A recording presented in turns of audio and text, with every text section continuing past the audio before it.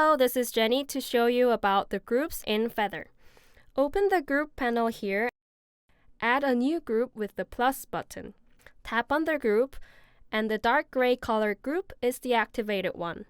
As you see, you can make many groups and name them to organize.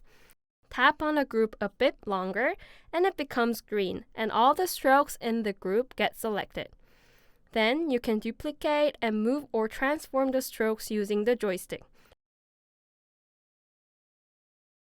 Or even delete the whole group if you don't need it. You can do actions in the activated group, and it doesn't affect the other strokes in the other groups.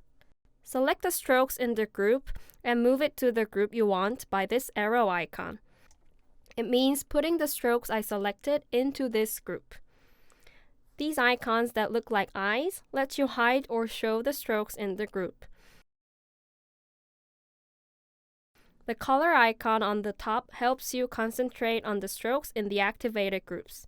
It shows the strokes in the activated groups in black and others in gray. Thank you for watching the video, and please follow us for more tips and news about Feather. See you!